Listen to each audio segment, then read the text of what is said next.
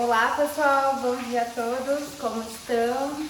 Estão em casa, se cuidando, né? Pra eu ficar com saudade de vocês, muita saudade mesmo, não vejo a hora de ver vocês, tá? Mas agora, infelizmente, por causa dessa situação, a gente tá de quarentena e as nossas aulas vão ser assim, tá bom? A Prof vai explicar umas coisas, passar um conteúdo novo, que também é tudo voltado para a geografia do Brasil, como eu já falei para vocês. E nós vamos começar o capítulo 2, tá? Da apostila de vocês. Então vamos lá, gente. A página que vocês vão ter que começar é na 356, tá? Quem tiver dúvida em algum conteúdo anterior, acho que a escola vai disponibilizar um chat, alguma coisa pra gente se comunicar, beleza? E vocês também, tem uma turma que eu acho que não conseguiu fazer a prova de geografia. Quando a gente retomar as atividades, a prof vai dar prova com consulta, vai deixar as pessoas até em dupla, pra ninguém se prejudicar, tá bom? Mas é bem tranquilo, tá? Mas aí a gente vai começar a ver coisas novas quando for a época de fazer aquela avaliaçãozinha. A prof dá uma retomada rápida para vocês fazerem a prova, tá bom? Então vamos lá, estrutura da população brasileira. Distribuição da população no território. O que parece isso aqui para vocês, tá, gente? Quanto mais escuro, mais vermelho, calor, significa o quê? Densidade demográfica, aumento da população.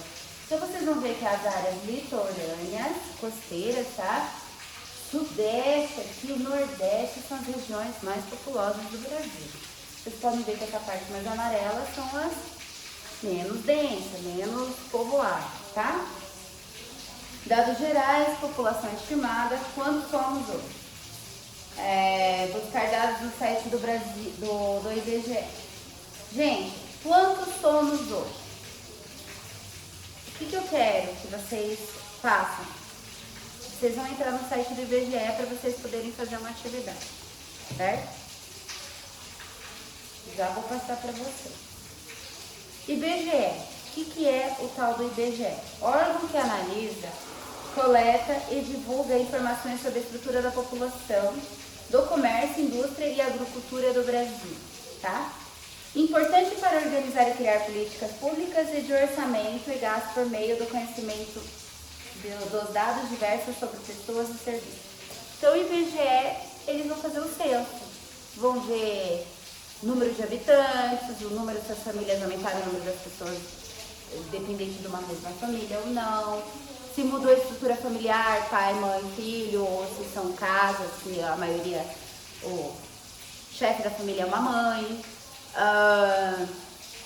Vão ver questões se as pessoas têm saneamento básico, se elas têm acesso às tecnologias, quantas TVs tem dentro da sua casa, tudo isso é feito por pesquisa e o IBGE pesquisa todos esses assuntos, dizendo que é para melhorias da sociedade. A gente, com boa fé, acredita que sim, né?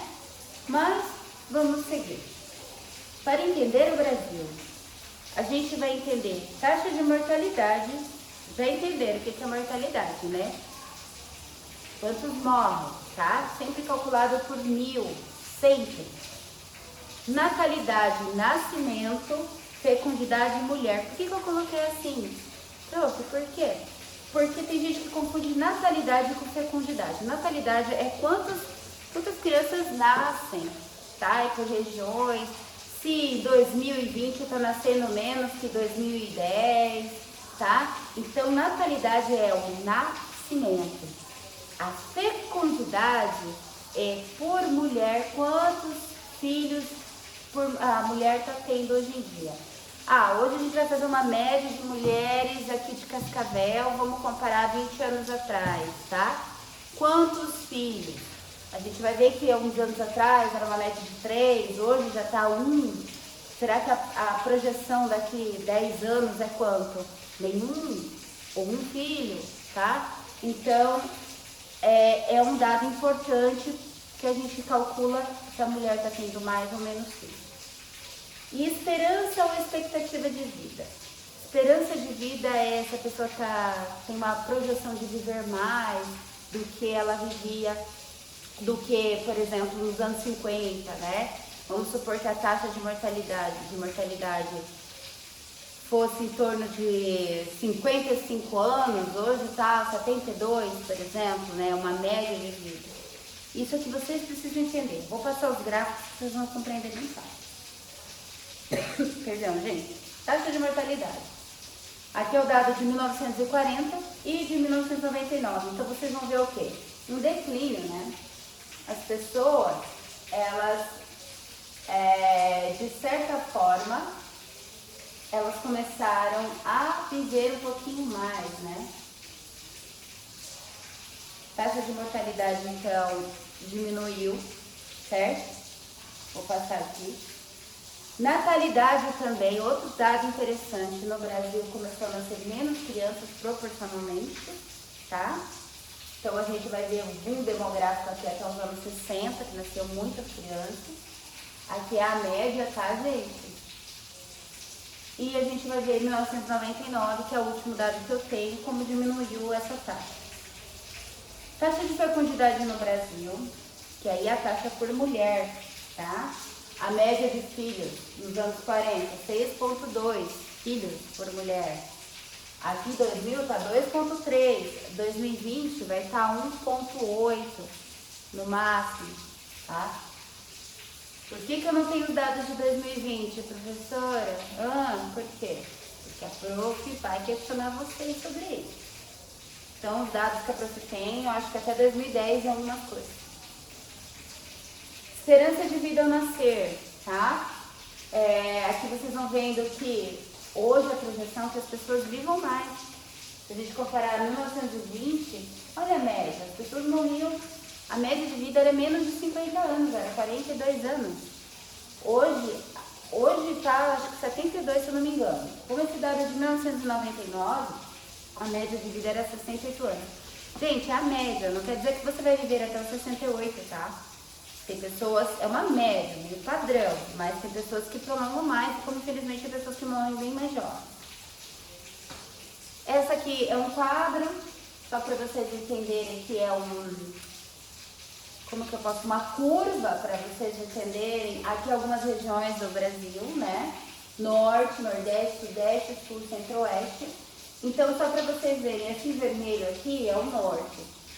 Ainda tem os maiores números de fecundidade, tá? As mulheres ainda têm mais filhos, por cálculo por mulher. E a região com menos, que as mulheres estão tendo menos filhos, é a região Sudeste. Não é a região que nasce menos criança, é que as mulheres estão tendo menos filhos, cálculo por mulher, tá? E é interessante que a gente vai ver que é a região mais industrializada do país, é a região que, querendo ou não, a mulher está mais inserida no mercado de trabalho. Logo em seguida a gente vai ver a região sul. A região sul também tem taxas pequenas, tá? Muito pequenas, centro-oeste também, tá? As mulheres estão cada vez tendo menos filhos. Passando aqui, gente, não precisa decorar esses gráficos, são demonstrativos. Taxa de mortalidade infantil, tá? Caiu bastante. Por quê? Hoje em dia se faz pré-natal, faz acompanhamento, tem as questões das vacinas também. Tudo isso para preservar a vida do recém-nascido. Então, se a gente pegar 1990 até 2000, esses dados são mais estreitinhos. Caiu bastante, né? Olha as regiões, tá? E a gente vai ver que a região que menos morre criança ao nascer é a região sul. Estamos bem, né? Outros indicadores brasileiros. O IDH, tá? O que é IDH? Índice de Desenvolvimento Humano.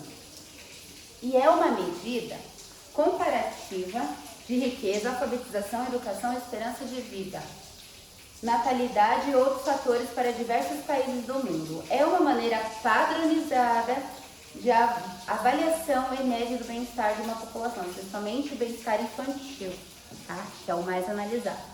Então, vocês podem olhar pelo gráfico, aqui a cor. O IDH alto está aqui, ó. Esse 0,800, 0,849, né? Daqui para cima o IDH alto, vocês vão ver essas cores de verde aqui. O Brasil o Brasil tá nessa posição aqui, ó. O Brasil tem um IDH médio, tá? Médio alto, tá?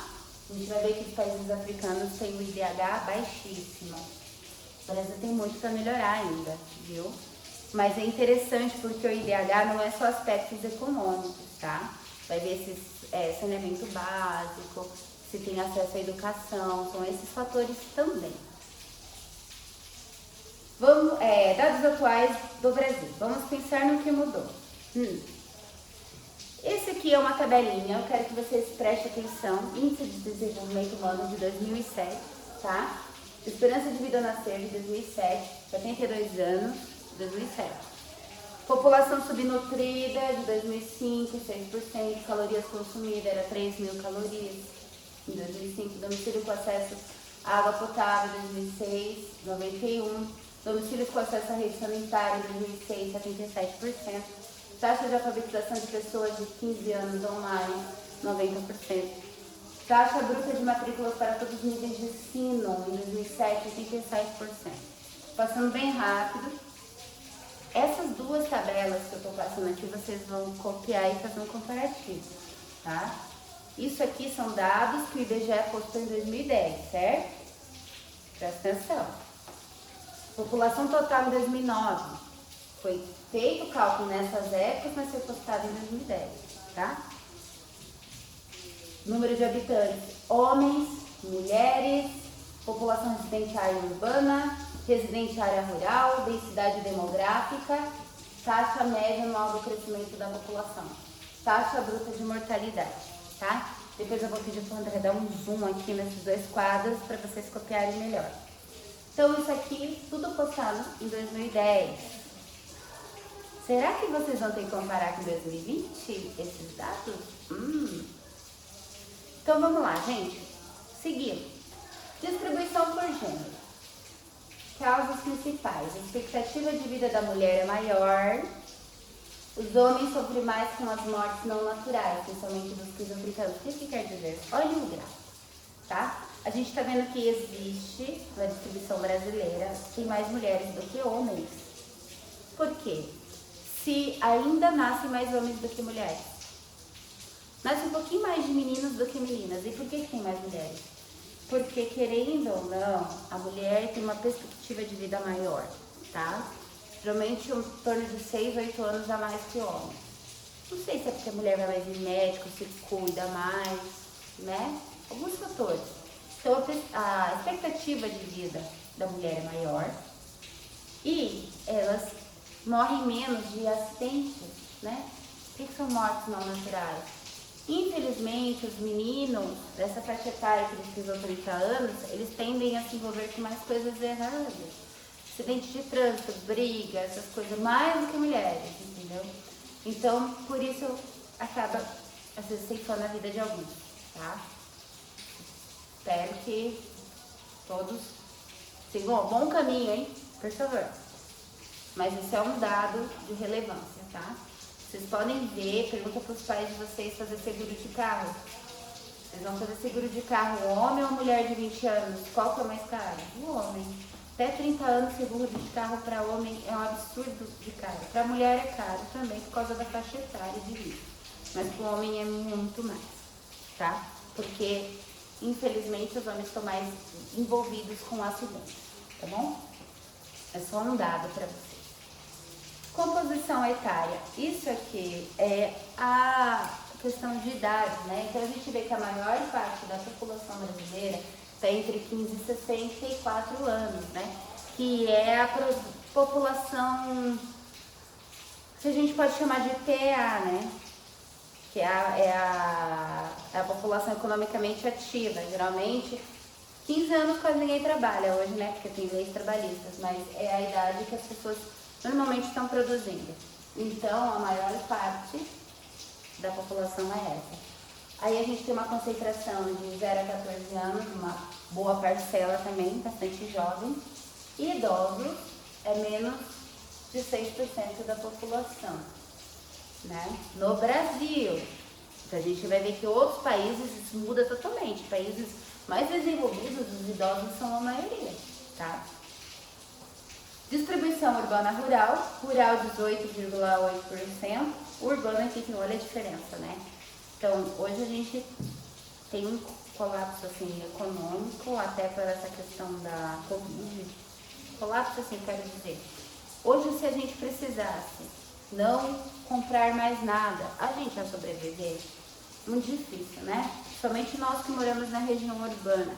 Por quê? Nós não produzimos nossos alimentos, a gente não produz a nossa energia, a gente depende de outras empresas, de outras pessoas, de caminhoneiros que sejam para trazer mercadorias para nós. E isso é uma realidade de mais de 80% da população brasileira, né? Então, gente, isso aqui nos anos 50 era o contrário, tá? Até os anos 50. A maior parte da população estava nos campos. E foi feito campanhas para isso, para as pessoas saírem dos campos e ir para a cidade. E hoje a gente vê qual é a importância também da área rural. Passando, só umas informações aqui. Cenário atual, fatores demográficos e econômicos. Então, assim, aumentou o número de idosos de 1970 a 2020, tá? O dado atual. Isso aqui tem o vermelho e o verde. O verde é 1980, tá? Como que era a pirâmide etária brasileira. E esse de 2030 é uma previsão, ainda faltam 10 anos. Então, a diferença de um para outro é 50 anos. Vocês estão vendo o quê? Que a pirâmide, que era assim, ela vai ficar mais desforme, né? Mais, tipo, desigual, né? Por quê? Vai aumentando o número de idosos, né? A população e vai nascendo menos crianças aqui na base. O professor falou com vocês na última aula, eu lembro muito bem. Espero que vocês memorizaram esse assunto para entender mais fácil isso aqui. Então, a trajetória demográfica, né? Opa aí. Essas pirâmides etárias de 1980, tá? Mulheres, homens. 2000, ó, como já aumentou uma faixa etária dos 20 anos aqui, né? E já estão nascendo menos crianças. 2020, a gente já tem uma faixa etária de 40 anos muito grande, olha aqui. E aqui vai dar uma igualada, essa pirâmide que está a projeção para 2050, ela é bem esquisita, porque ela vai ser reta na base e ela vai estreitar um pouquinho só em cima. Isso é a projeção de nascimento, olha aqui, 0 a 4 anos, e final da vida, mais de 80, tá? Então a projeção, vou passar aqui, estamos terminando já, gente. Expectativa de vida no Brasil, só para vocês verem a alavancada, as pessoas estão vivendo mais. Por isso que foi feita a reforma da Previdência. Por isso que o governo está tão preocupado em fazer a reforma da Previdência, porque as pessoas estão vivendo mais. E aposentado, querendo ou não, ele não está trabalhando, não está produzindo a economia, né? A gente já falou sobre isso, não está... Então, por isso que eles quiseram deixar assim, que a aposentadoria viesse um pouquinho mais tarde, né? Fazer o quê? Porque eles estão usando essas projeções, esses dados do IBGE, lembra que eu falei que o governo tem esses dados? Para fazer uma projeção da longevidade, da vida das pessoas e tudo mais. Então, só para vocês entenderem que há um aumento da expectativa de vida e isso é contínuo, tá? Porque tá melhorando as ciências, a medicina e tudo mais. Isso aqui é uma previsão para 2050, da pirâmide etária, só para vocês terem uma noção. Vou passar aqui. As perguntinhas que eu quero que vocês respondam tudo no caderno, tá? Mas isso aqui vocês podem fazer na outra semana, se não ficar muito pesado para vocês. Ou façam nessa já, eu acho que é melhor que vocês vão ser pés. A importância dos dados. Por que motivos são importantes, né? Por que é importante esses dados? Qual é a relação dos dados com o contexto histórico? Os dados apresentam uma análise de melhora para a economia e qualidade de vida no Brasil? Então, assim, esses dados do IBGE, analisam eles e tentam ver se vocês conseguem responder, né? Eles são importantes? qual é a relação deles com o contexto histórico e se eles apresentam uma análise, uma melhora para a economia, tá? E aqui, gente, eu coloquei tarefas, como o conteúdo foi um pouquinho grande, eu coloquei tarefinhas que dá para vocês fazerem em 2 semanas, tá? Primeira semana, era interessante vocês lerem essas páginas da apostila, 357 até 362. Responder A, B e C da 357, tá? Bem tranquilinho, responda no caderno. Essas questões aqui, ó, bem pessoais, ó. E a página 359, 360, 361 e 363, todas. Elas estão bem facinhas, parece ser extensa, mas não é. São bem facinhas, são de assinalar, bem tranquilinha e tem tudo a ver com o que foi dito agora, tá? Aí para a próxima semana, como o conteúdo foi um pouquinho alongado, fazer uma pesquisa no site do IBGE. Lembra que eu falei daquela tabelinha? Daqui a pouquinho eu vou pedir para o André dar um zoom aqui nessa tabela. E vocês vão recolher as informações mais recentes, atualizadas, tá? Porque eu coloquei os dados de 2010, dos slides 13 e 14. Então, vocês vão pegar aquelas informações que eu coloquei e vocês vão pegar responder elas atualizadas, tá? Eu vou passar aqui para vocês verem. Peraí. Vou colocar aqui, que aí o André vai dar um zoom.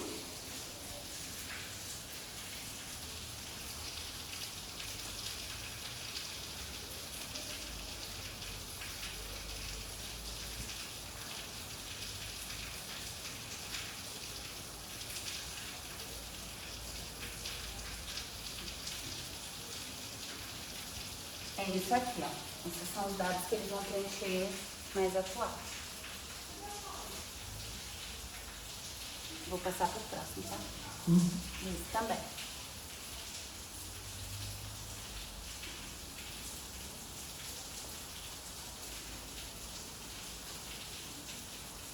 Vou colocar no último. Opa, vou sair aqui. Mas, gente, é o seguinte. Então, eu coloquei conteúdo para 2 semanas para vocês pesquisarem, tá? Leiam a apostila também, tiram as dúvidas, qualquer coisa a gente vai ter um acesso para conversar. E tenham uma ótima semana, tá? Ou ótimas semanas, que eu não sei quando que a gente vai voltar a se falar. E fiquem com Deus, bons estudos!